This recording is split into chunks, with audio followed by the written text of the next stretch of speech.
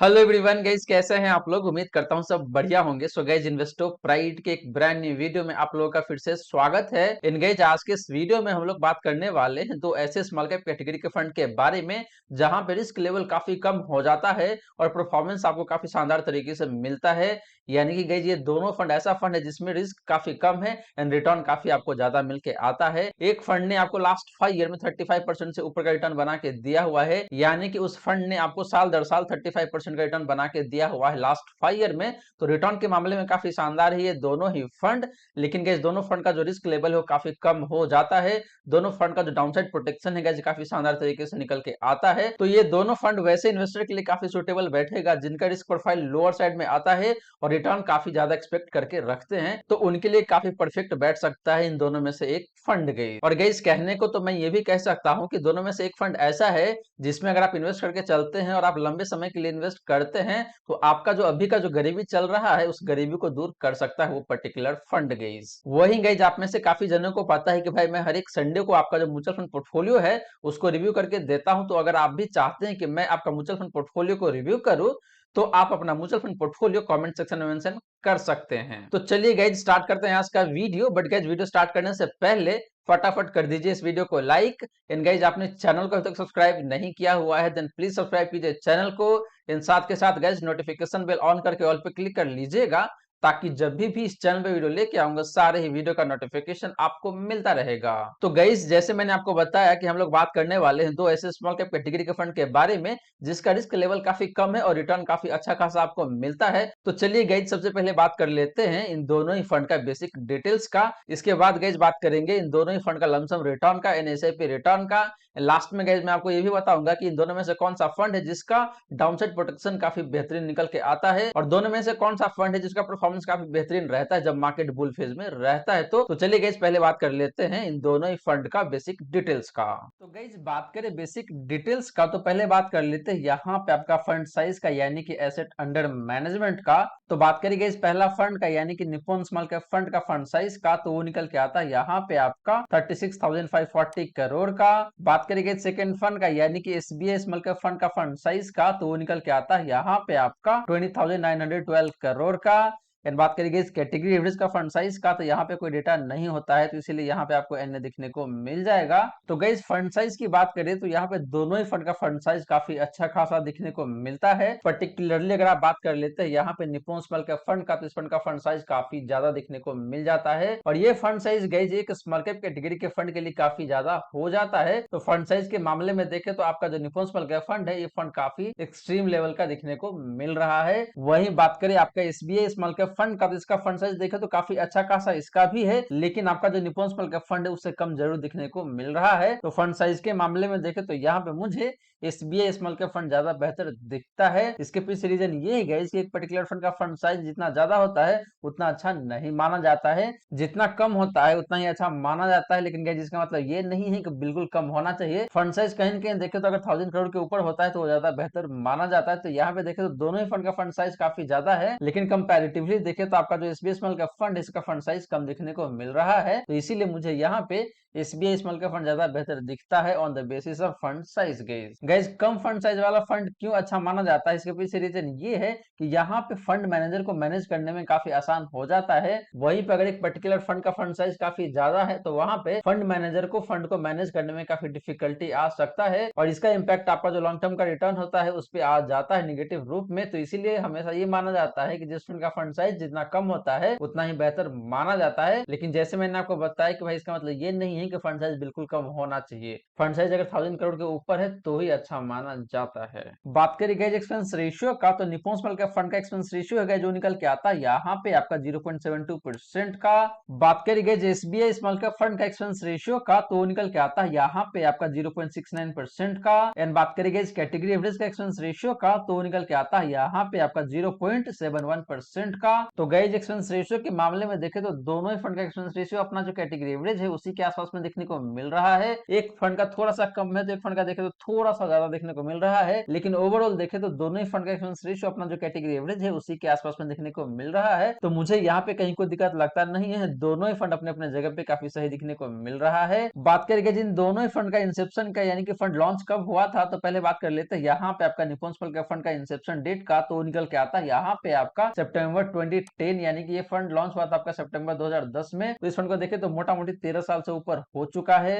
बात करी गई एसबीआई स्मॉल कैप फंड का लॉन्च डेट का, तो निकल के आता है यहाँ पे आपका जनवरी 2013 को। तो इस फंड को भी देखें तो मोटा मोटी 10 साल या फिर उससे थोड़ा सा ज्यादा हो चुका है। लेकिन गाइस यहाँ पे कैटेगरी का कोई डेटा नहीं होता है, तो इसलिए यहाँ पे आपको एन देखने को मिल जाएगा। तो गाइस एज के मामले में देखें तो दोनों फंड मुझे काफी सही दिखता है, कहीं कोई दिक्कत वाली बात नहीं है। निप्पॉन स्मॉल कैप फंड आपका 13 साल पुराना फंड है और एसबीआई स्मॉल कैप फंड आपका 10 साल पुराना फंड है, तो दोनों ही फंड का एज देखें तो काफी सही है, कहीं कोई दिक्कत वाली बात नहीं है गाइस। तो गाइस ये रही बात आपका इन दोनों ही फंड का बेसिक डिटेल्स का। और गाइस यहाँ पे देखें तो मुझे ओवरऑल एसबीआई स्मॉल का फंड ज्यादा बेहतर दिखता है, क्योंकि इस फंड का फंड साइज कम है। एक्सपेंस रेशियो भी देखें तो मार्जिनली कम दिखने को मिलता है। और एज के मामले में देखें तो दोनों फंड का एज मुझे काफी सही दिखता है, कहीं कोई दिक्कत वाली बात नहीं है। हालांकि निप्पॉन स्मॉल कैप फंड 3 साल ज्यादा पुराना फंड है अगर आप कंपेयर करते हैं एसबीआई स्मॉल कैप फंड से। तो अब चलिए गाइस बात कर लेते हैं इन दोनों ही फंड का लमसम रिटर्न्स का। बट गाइस वीडियो में आगे बढ़ने से पहले आपने वीडियो को अभी तक लाइक नहीं किया हुआ है, देन प्लीज वीडियो को लाइक करें। इन साथ के साथ गाइस चैनल को सब्सक्राइब करके रखिएगा एंड नोटिफिकेशन बेल ऑन करके ऑल पे क्लिक कर लीजिएगा, ताकि जब भी इस चैनल में वीडियो लेके आऊंगा सारे ही वीडियो का नोटिफिकेशन आपको मिलता रहेगा।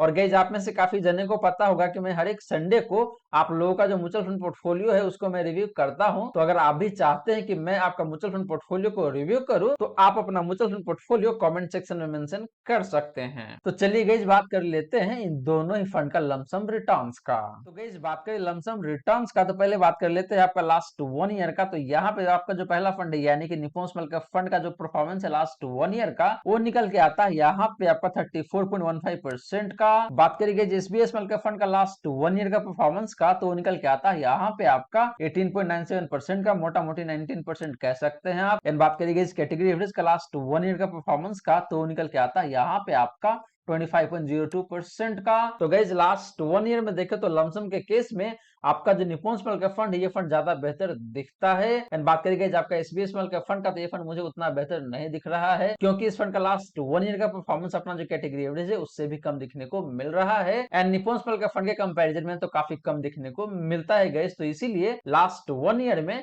निप्पॉन स्मॉल कैप फंड मुझे ज्यादा बेहतर दिखता है अगर आप बात करते हैं लास्ट 1 ईयर का परफॉर्मेंस का। तो बात करेंगे लास्ट 3 ईयर का, तो निप्पॉन स्मॉल कैप फंड का जो परफॉर्मेंस है लास्ट 3 ईयर का, वो निकल के आता है यहाँ पे आपका 44.75% का। बात करेंगे एसबीआई स्मॉल कैप फंड का लास्ट 3 ईयर का परफॉर्मेंस का, तो निकल के आता है यहाँ पे आपका 34.25% का। एंड बात करेंगे इस कैटेगरी एवरेज का लास्ट 3 ईयर का परफॉर्मेंस का, तो निकल के आता है यहाँ पे आपका 37.85% का। तो guys similar to last 1 year, last 3 year में भी देखे तो यहाँ पे निप्पॉन स्मॉल कैप फंड का परफॉर्मेंस ज्यादा बेहतर दिखने को मिल रहा है। वहीं बात करेंगे आपका एसबीआई स्मॉल कैप फंड का, तो ये फंड काफी खराब परफॉर्म कर रहा है लास्ट 3 ईयर में। एंड इस फंड ने अपना जो कैटेगरी एवरेज है इसको भी अंडर परफॉर्म करा हुआ है। एंड जो निप्पॉन स्मॉल कैप फंड है इसको तो काफी अच्छे खासे मार्जिन से अंडर परफॉर्म करा हुआ है लास्ट 3 ईयर में। तो गाइस लास्ट 3 ईयर में भी देखे तो आपका जो निप्पॉन स्मॉल कैप फंड है ये फंड ज्यादा बेहतर दिखता है। बात करेंगे लास्ट 5 ईयर का, तो निप्पॉन स्मॉल कैप फंड का जो परफॉर्मेंस है लास्ट 5 ईयर का, वो निकल के आता है यहाँ पे आपका 25.42% का। बात करेंगे एसबीआई स्मॉल कैप फंड का लास्ट 5 ईयर का परफॉर्मेंस का, तो निकल के आता है यहाँ पे आपका 22.48% का। एंड बात करेंगे इस कैटेगरी एवरेज का लास्ट 5 ईयर का परफॉर्मेंस का, तो निकल के आता है यहाँ पे आपका 22.37% का। तो guys in contrary to last 1 year and last 3 year, last 5 year में देखे तो यहाँ पे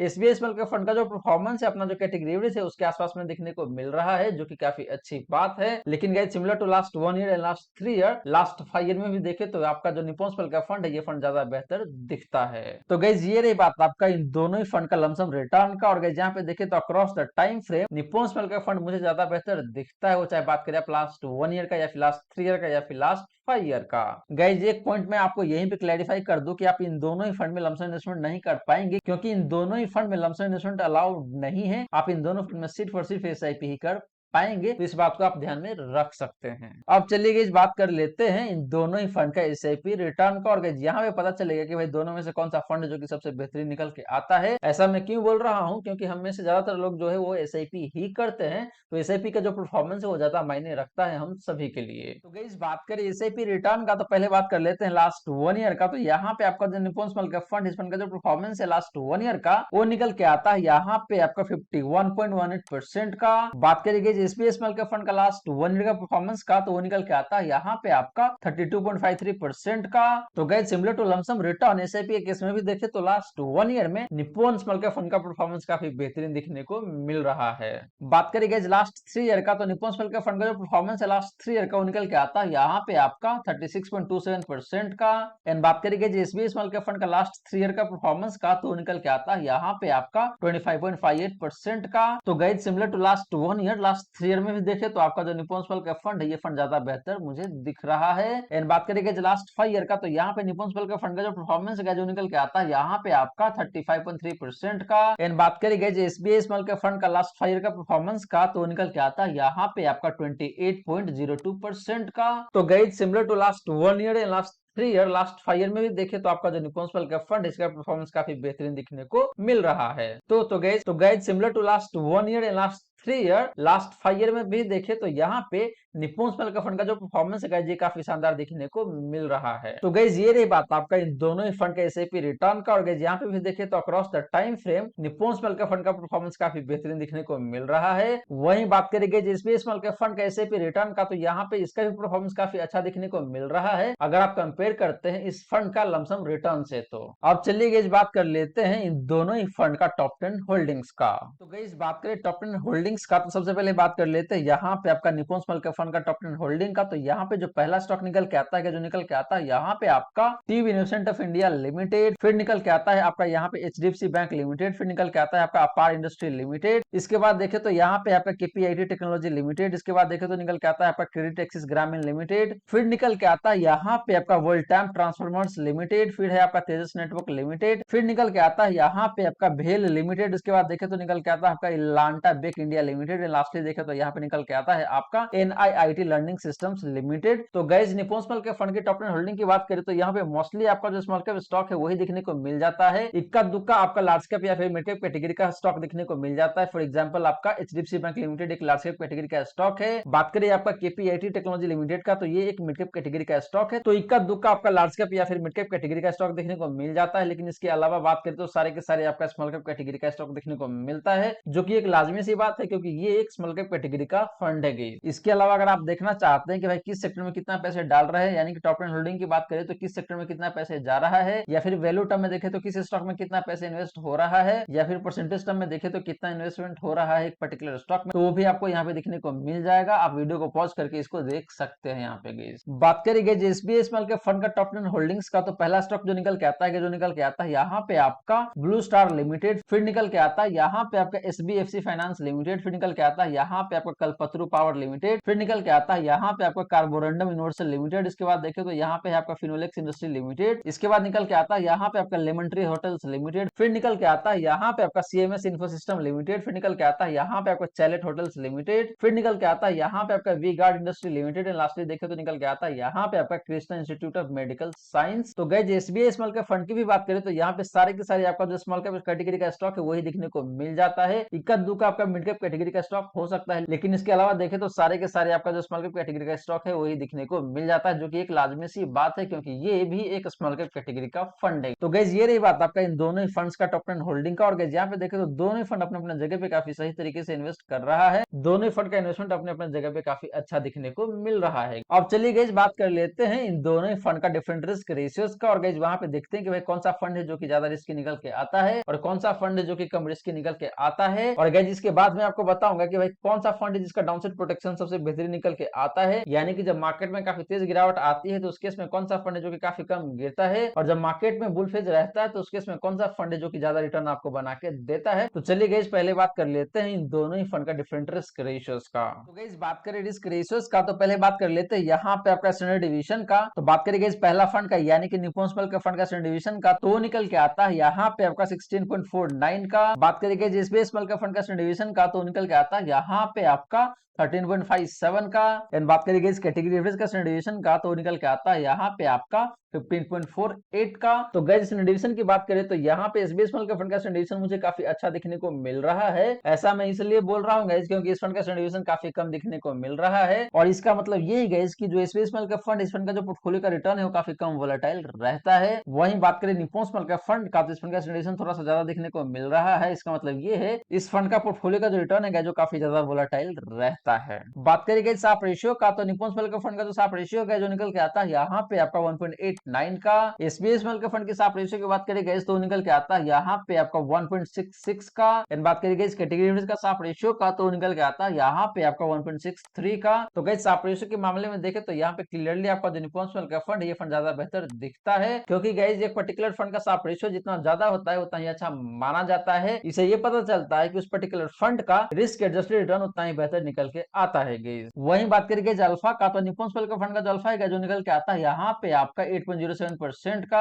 बात करेंगे एसबीआई स्मॉल कैप फंड का अल्फा का तो निकल के आता है यहाँ पे आपका 4.1% का। एंड बात करेंगे इस कैटेगरी एवरेज का अल्फा का तो निकल के आता है यहाँ पे आपका 4.29% का। तो गाइस अल्फा के मामले में देखें तो यहाँ पे क्लियरली आपका जो निप्पॉन स्मॉल कैप फंड, इस फंड का अल्फा काफी बेहतरीन दिखने को मिल रहा है। वहीं बात करेंगे आपका एसबीआई स्मॉल कैप फंड का अल्फा का तो ये काफी कम दिखने को मिल रहा है जो कि कैटेगरी एवरेज से भी कम है। इसका मतलब ये है इस फंड का रिटर्न बहुत अच्छा नहीं रहता है अगर आप कंपेयर करते हैं बेंचमार्क इंडेक्स से। तो गाइस अल्फा का नंबर जितना ज्यादा होता है उतना ही अच्छा माना जाता है। इससे ये पता चलता है कि उस पर्टिकुलर फंड का रिटर्न अपने बेंचमार्क इंडेक्स के कंपैरिजन में उतना ही बेहतर निकल के आता है। फॉर एग्जांपल बात कर ले यहाँ पे आपका निप्पॉन स्मॉल कैप फंड का तो इस फंड का अल्फा है आपका 8.07% का। इसका मतलब ये है कि ये फंड अपने बेंचमार्क इंडेक्स को मोटा मोटी 8% से बीट करता है। तो गाइस ये रही बात आपका इन दोनों ही फंड का डिफरेंट रिस्क रेशियोज का। और गाइस यहाँ पे देखे तो मुझे overall Nippon small cap fund ज्यादा बेहतर दिखता है। हालांकि इस फंड का डिवीजन थोड़ा सा ज्यादा जरूर है। इसका मतलब ये है कि इस फंड का रिटर्न थोड़ा सा ज्यादा वोलेटाइल रहता है। लेकिन जैसे ही आप बात करते हैं साफ रेशियो का या फिर अल्फा का तो ये काफी जबरदस्त दिखने को मिल जाता है। तो इसीलिए मुझे निप्पॉन स्मॉल कैप फंड ज्यादा बेहतर दिखता है अगर आप बात करते हैं ओवरऑल रिस्क रेशियोज का। तो अब चलिए गाइस बात कर लेते हैं इन दोनों फंड का कैप्चर रेशियो का। और गाइस वहां पे हम लोग बात करेंगे अपसाइड रेशियो का एंड डाउनसाइड रेशियो का।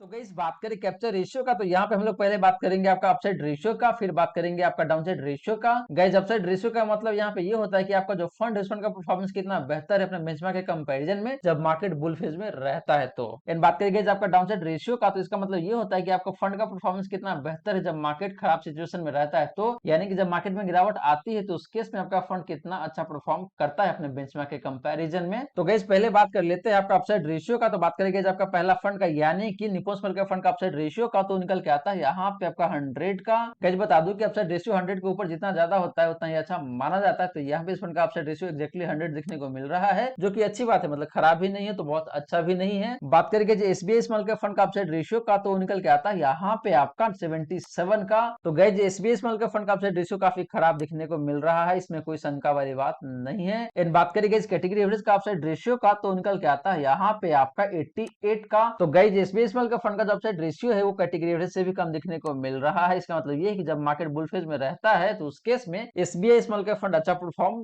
नहीं करता है। लेकिन बात करेंगे आपका निप्पॉन स्मॉल कैप फंड का तो ये फंड काफी अच्छा परफॉर्म करता है जब मार्केट बुल फेज में रहता है। तो बात करेंगे इस डाउनसाइड रेशियो का तो निप्पॉन स्मॉल कैप फंड का जो डाउनसाइड रेशियो है जो निकल के आता है यहाँ पे आपका 59 का। बात करेंगे एसबीआई स्मॉल कैप फंड का डाउनसाइड रेशियो का तो निकल के आता है यहाँ पे आपका 44 का। एंड बात करेंगे इस कैटेगरी एवरेज का डाउनसाइड रेशियो का तो निकल के आता है यहाँ पे आपका 62 का। तो गाइस डाउनसाइड रेशियो की बात करें तो यहाँ पे दोनों ही फंड का डाउनसाइड रेशियो काफी बेहतरीन दिखने को मिल रहा है। इसका मतलब ये है कि जब मार्केट में गिरावट आती है तो उस केस में दोनों ही फंड काफी कम गिरता है। पर्टिकुलरली बात करें आपका एसबीआई स्मॉल कैप फंड का तो ये फंड काफी कम गिरता है जब मार्केट में काफी तेज गिरावट आती है। तो इसीलिए यहाँ पे एसबीआई स्मॉल कैप फंड का डाउनसाइड प्रोटेक्शन काफी अच्छा दिखने को मिल रहा है। तो गाइस ये रही बात आपका इन दोनों फंड का कैप्चर रेशियो का। और गाइस यहाँ पे देखे तो मुझे overall Nippon small cap fund काफी अच्छा दिखने को मिल रहा है। वहीं बात करें आपका एसबीआई स्मॉल कैप फंड का तो ये फंड भी अच्छा है लेकिन इस फंड का अपसाइड रेशियो बहुत अच्छा नहीं है। अपसाइड रेशियो काफी खराब या फिर काफी कम दिखने को मिल रहा है। तो अगर आप एक लो रिस्क इन्वेस्टर है और आप कम रिस्क लेना चाहते हैं, आप चाहते हैं कि भाई आप ऐसे फंड के साथ जाए जिस फंड का डाउनसाइड प्रोटेक्शन अच्छा हो, इन दैट केस आप डेफिनेटली जा सकते हैं एसबीआई स्मॉल कैप फंड के साथ। वहीं अगर आपको लगता है कि भाई आपको रिटर्न भी अच्छा चाहिए और रिस्क भी थोड़ा सा कम चाहिए, इन दैट केस आप डेफिनेटली जा सकते हैं निप्पॉन स्मॉल कैप फंड के साथ। तो गाइस ये रही सारी की सारी बातें जो हमने की आज के इस वीडियो में। और गाइस यहाँ पे हमने दो फंड को काफी डिटेल में कंपेयर किया है।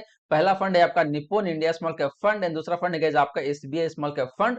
इन दोनों फंड को हमने काफी डिटेल में, काफी कंप्रेहेंसिव तरीके से यहाँ पे कंपैरिजन किया है और गाइस कंक्लूजन यही निकल के आता है कि अगर आपका रिस्क एपेटाइट काफी लो है और आप रिटर्न भी बहुत ज्यादा नहीं कमाना चाहते हैं, इन दैट केस आप डेफिनेटली जा सकते हैं एसबीआई स्मॉल कैप फंड के साथ, क्योंकि इस फंड का रिटर्न देखो तो काफी अच्छा नहीं है, मतलब काफी ठीक ठाक सा रिटर्न दिया हुआ है इस फंड ने। एंड गाइस इस फंड का जो डाउनसाइड प्रोटेक्शन है ये भी काफी शानदार तरीके से निकल के आता है। तो अगर आप एक लो रिस्क इन्वेस्टर है, इन दैट केस आप डेफिनेटली जा सकते हैं एसबीआई स्मॉल कैप फंड के साथ।